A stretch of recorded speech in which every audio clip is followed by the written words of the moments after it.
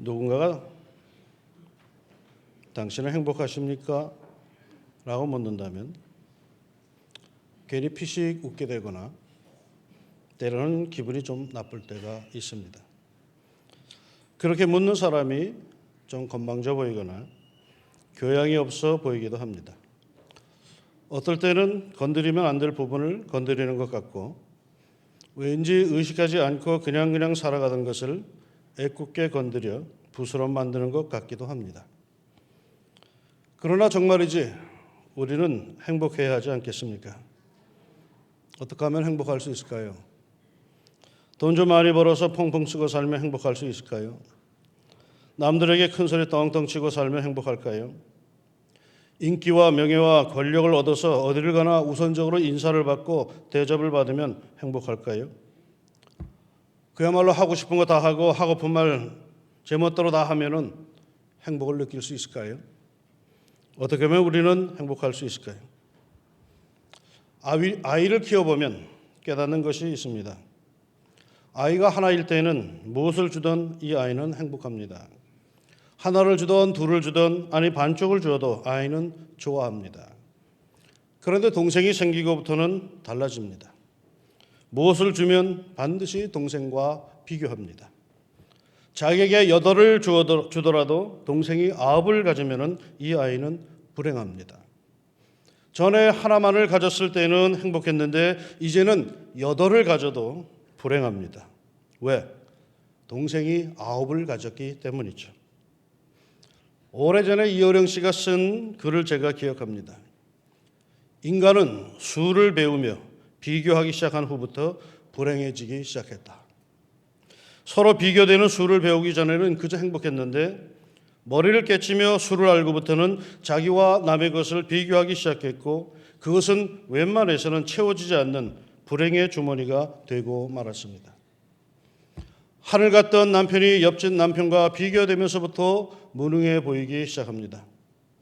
옆집 순이 아빠 좀 보세요. 얼마나 가정적이에요. 라고 말하는 순간 그 여인에게는 불행이 찾아듭니다. 세상에 가장 예쁘고 현모양처 같던 아내가 TV 드라마에 나오는 누구와 비교되면서 왜 그리 못나 보이는지 모릅니다. 자기를 쏙 빼닮은 눈에 넣어도 아프지 않을 토끼 같은 자식이 성적을 받아오는데 석차가 남에게 뒤져서 받아오면 그렇게 속이 상할 수 없죠. 아인슈타인의 말을 빌리지 않아도 우리는 상대주의 속에 살아가고 있습니다. 모든 것이 상대적입니다. 무엇과 비교하여 가치를 평가하고 느낌을 갖습니다. 어느 집 아이가 시험 점수를 받아봤는데 평균 64점 받아왔습니다. 아버지는 기가 막혔습니다. 64점이라니. 기가 막혀 아무 말 못하는 아버지를 보고 아들이 하는 말. 아빠, 그래도 나 우리 반에서 6등이야. 그때야 아버지는 얼굴을 활짝 피면서 그래 6등이면 잘한 거구나 라고 했다고 합니다. 남과 비교해봐서 감정을 추스릅니다. 직장에서 부장은 과장에게 야단을 칩니다. 그러나 그 자신도 사장 앞에 불려가 야단을 먹죠. 부장으로 그에게 행복이 있을까요? 사글세에 살던 사람이 고생해서 겨우 전세로 옮겨갔을 때 그 행복.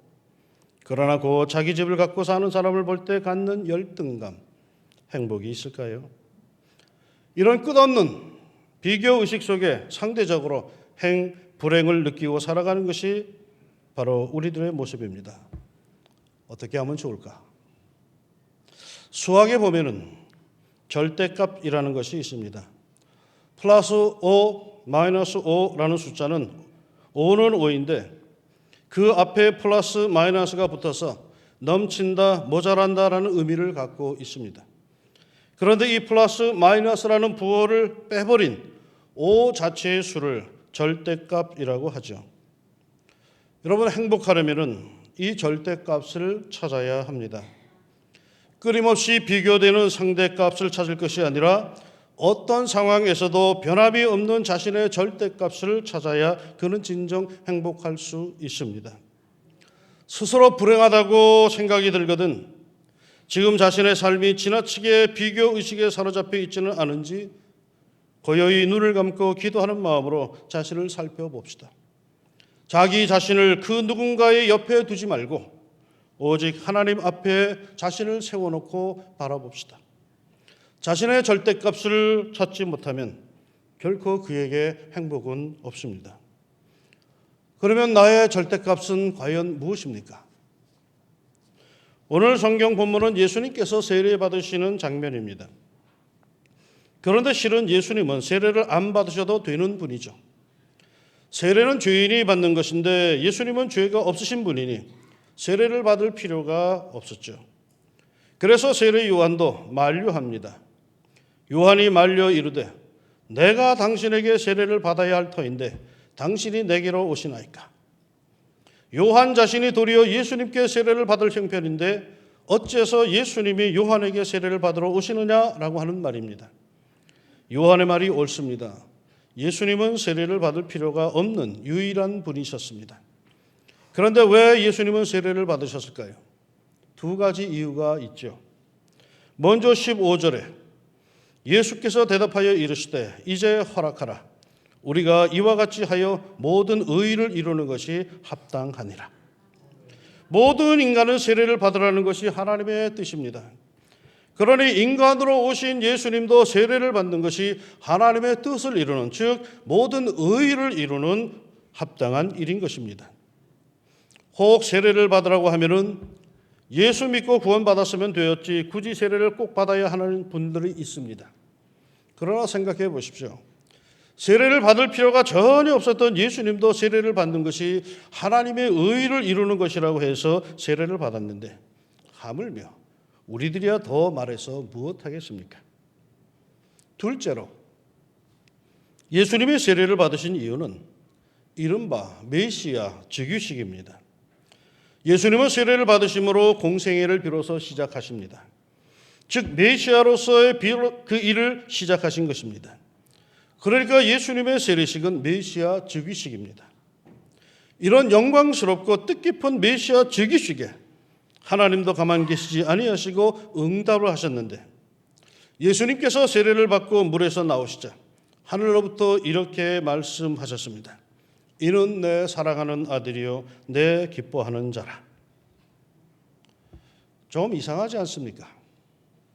나 같으면은 이 메시아 즉위식에 예수님의 메시아 사명을 사람들에게 더욱 분명히 가르쳐주기 위해서 메시아이신 예수님께 순종하라고 이렇게 말했을 겁니다. 보라, 이는 진짜 메시아여 내가 보낸 자로다. 아니면 너는 이제부터 공식적으로 세상의 구세주이니라. 그러므로 백성들아 너희들은 저의 말을 들으라. 뭐 이런 식으로 말했을 것 같습니다. 보다 분명하게 예수님이 메시아임을 만천하에 공고했을 것입니다. 그런데 하나님은 그렇게 말씀하시지 않았습니다. 너는 내 사랑하는 아들이요 내 기뻐하는 자로다. 이제 막 공식적인 사명을 그 중차대한 일을 시작하려는 분에게 다른 말을 안 하셨습니다. 너는 내 사랑하는 아들이요 내가 너를 기뻐한다. 근본적인 것, 예수님의 절대값을 하나님께서는 말씀하신 겁니다. 부자에게서 플러스 부호라고 여기는 재물을 떼어버리고 가난한 사람에게서 마이너스 부호라고 여기는 가난을 떼어버립시다. 지식인에게서 플러스 부호 지식을 떼어버리고 불학무식한 이에게서 마이너스 부호 무식을 떼어버립시다. 이런 식으로 우리의 인생 앞에 붙어있는 그 많은 수식어, 우리가 그토록 신경 쓰는 부호들을 한번 다 떼어버립시다. 그러면 무엇이 남을까요? 알 몸뚱이 하나죠. 그것도 빈손 들고 돌아가 썩어 묻히면 그만인 몸뚱이 하나 달랑 남습니다. 그러나 그 몸뚱이가 바로 하늘이 주신 몸이요 성경이 도초에서 일러주는 바대로 하나님의 아들이요 하나님의 딸이요 하나님이 기뻐하시는 인생입니다. 나의 절대값, 모든 플러스 마이너스 부호를 떼버린 나의 절대값은 너는 하나님의 아들이요 너는 하나님의 딸이요 그리고 말이다 내가 너를 기뻐한다. 이것을 깨달았을 때 행복의 문, 새 세계의 문은 열립니다. 너는 내 사랑하는 아들이요 내가 너를 기뻐하노라. 미국 테네시주의 동쪽 한 작은 마을에 벤 후퍼라는 어린아이가 태어납니다. 그는 어려서부터 체구가 작았는데 마을 사람들은 그의 아버지가 누구인지 아무도 몰랐습니다. 이른바 사생아였습니다. 이 아기가 3살이 되었을 때에 그 마을의 부모들은 자기 자녀들을 벤 후퍼와 놀지 못하게 했습니다. 그가 6살이 되어 초등학교에 들어갔을 때에는 모든 아이들이 벤 후퍼를 놀려대고 비웃고 멸시하였습니다. 체구도 작은 데다 아버지가 누구인지도 모르는 사생아였기 때문이죠. 벤 후퍼는 정말로 외롭게 소년 시절을 보냈습니다. 그런데 그가 12살이 되었을 때 그 마을의 한 교회에 젊은 목사님이 새로 부임해 왔습니다.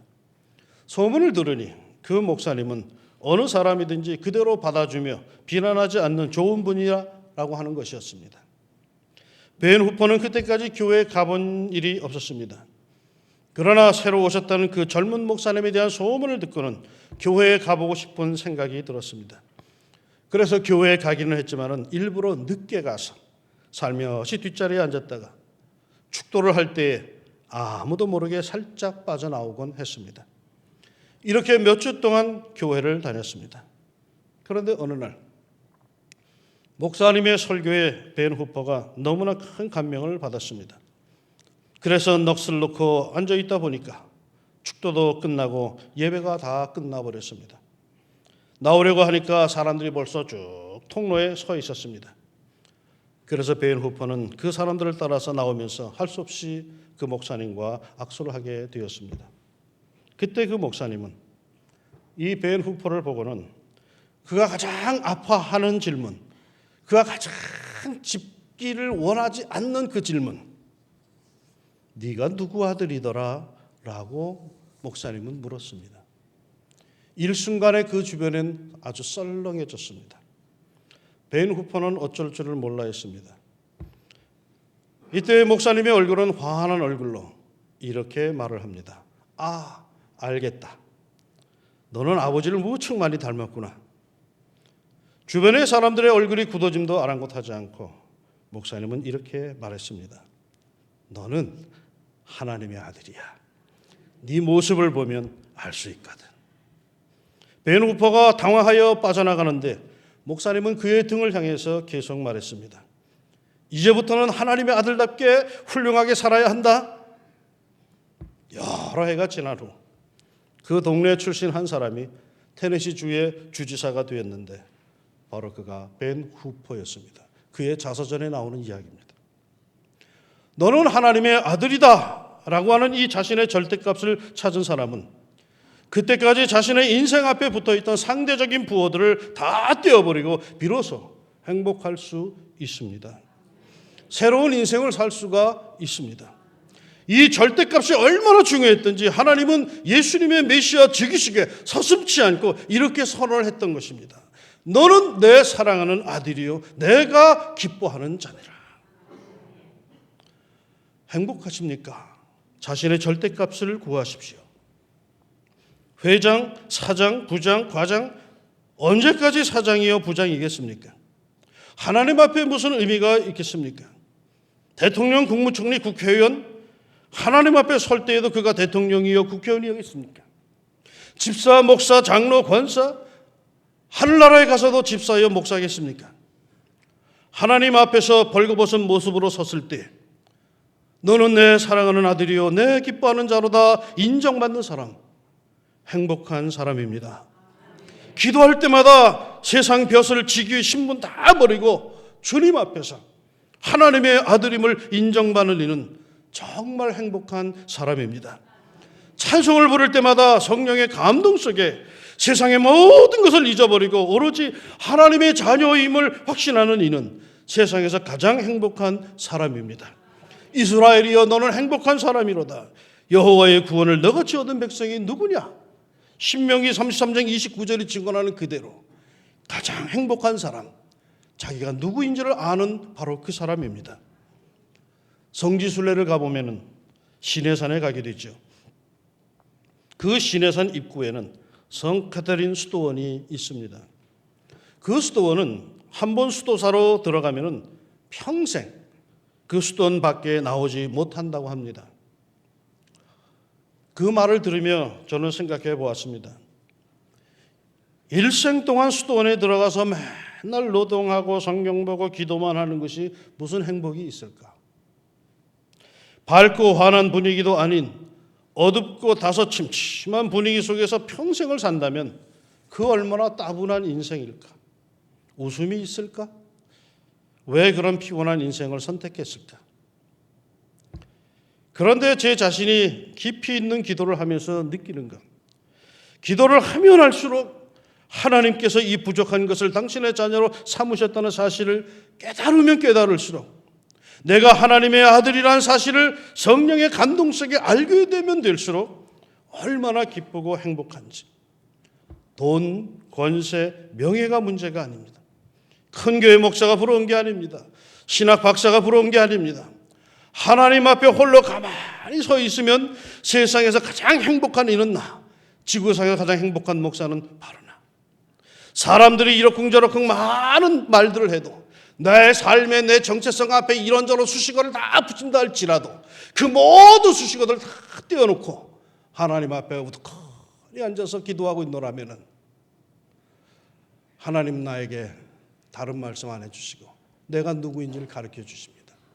너는 내 사랑하는 아들이다. 내가 너를 기뻐한다. 이를 깨달은 사도 바울은 빌립보 교회를 향해서 이렇게 고백을 합니다. 그러나 무엇이든지 내게 유익하던 것을 내가 그리스도를 위하여 다 해로 여길 뿐더러 또한 모든 것을 해로 여김은 내 주 그리스도 예수를 아는 지식이 가장 고상하기 때문이라. 내가 그를 위하여 모든 것을 잃어버리고 배설물로 여김은 그리스도를 얻고 그 안에서 발견되려 함이니. 예수 그리스도를 통한 자신의 정체성, 하나님 앞에 있는 자신의 절대값을 찾았기에 그동안 자기가 갖고 있던 자랑하고 의지하던 그 모든 것들을 쓸모없는 배설물로 여긴다고 사도 바울은 고백합니다. 사랑하는 여러분, 우리는 너무 상대적인 행복, 상대적인 기쁨에 익숙해 있습니다. 그러나 진정한 행복은, 성도의 행복은 그런 우리 인생 앞에 붙은 상대적 수식어에 있지 않습니다. 사느라고 보면은 때로는 좋은 사람, 때로는 나쁜 사람, 때로는 유능한 사람, 때로는 무능한 사람, 뭐 별의별 수식어를 우리는 다 받게 됩니다. 그러나 참된 행복은 그런 수식어를 다 띄워버렸을 때에 나에게 찾아옵니다. 행복은 남과 비교하여 얻어지는 것들이 아닙니다. 진정한 행복, 진정한 기쁨은 만천하를 주어도 바꾸지 않을 행복은 하나님 앞에서 벌거벗은 자신의 인생을 드러내며 자신이 하나님의 자녀임을 깨닫는 거기에 있습니다. 그 후에 플러스 마이너스 부호들은 의미가 있는 거죠. 왠지 살맛이 나지 않는 것처럼 여겨질 때, 자신이 불행하다고 여겨질 때 고요히 눈을 감고 깊은 기도를 드려봅시다. 하나님 앞에 모든 것을 다 떼어버리고 그 수많은 수식어들을 다 떼어버리고 하루에 한 번만이라도 벌거벗고 하나님 앞에 기도로 진지하게 서 봅시다.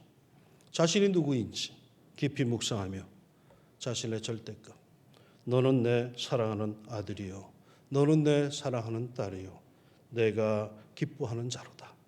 하나님의 인정을 받으십시오. 행복할 것입니다. 기도합시다. 사는 것이 너무나도 힘이 들어서 가장으로 사는 것도 힘들고 주부로 사는 것도 힘들고 자녀로 사는 것도 힘이 들고 목사로 사는 것도 힘들고 집사 장로 권사로 사는 것도 힘들고 대통령으로 사는 것도 힘들고 국회의원으로 사는 것도 힘들고 하나님, 참으로 부끄러움 많은 이 세상에 우리는 얼굴을 들지 못하고 때로는 원치 아니하게 수많은 수식어를 달고 전전긍긍하며 살아갑니다. 거기에 어떻게 행복이 있을까 의구심이 듭니다. 하나님, 하나님께서 우리를 불러주시고 하나님의 자녀로 삼아주신 것은 우리의 정체성이 뭔지, 나의 절대값이 무엇인지를 알려주기 위해서 하나님이 우리를 부르신 줄 압니다. 하루에 한 번만이라도 모든 내 삶의 수식을 다 띄워버리고 하나님 앞에 빈 몸으로 참으로 나의 절대값을 찾을 수 있는 시간을 갖게 하여 주옵소서. 그리고는 말씀하여 주옵소서. 아무리 이러쿵저러쿵 말을 해도 너는 내 사랑하는 아들이요, 너는 내 사랑하는 딸이요, 내가 너를 기뻐한다. 이 한마디의 말씀 속에 하나님, 사랑하는 주의 백성들 새 힘을 얻어서 남들이 알지 못하는 행복을 누릴 수 있는 하늘 백성으로 살다 가게 하옵소서. 예수님의 이름으로 기도합니다. 아멘.